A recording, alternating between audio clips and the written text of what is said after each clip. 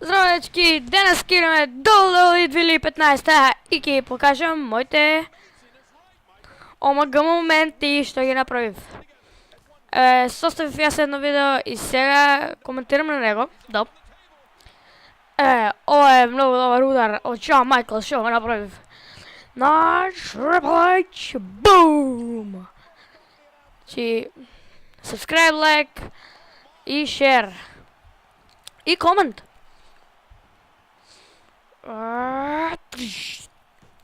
Ево, Батиста се прави.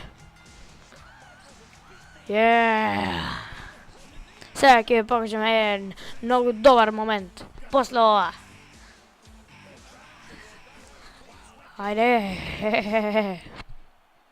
Гледате ова, дечки. Ова ми е најфантастичниот момент што го направив. Бум! Така му треба. Рей Мистерио. Бум! Charge finisher. Рей Мистерио на Хол Холган. Нели беше... Нели Хол Холган беше излезен од WWE? Не знам. Бум! Бум! Така се прави. Submission.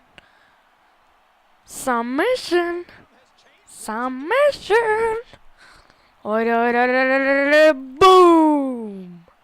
Ечки ќе оставам пак тоа, subscribe, like и share. И комент.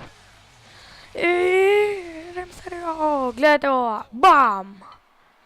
AJ Lee! Дојди бе, дојди, уаа! Вот това! Ники Бела! Не се да толкова јака. Чик. Така, преврати се и бум! Тоа беше добар момент. 2, 3. Light it up!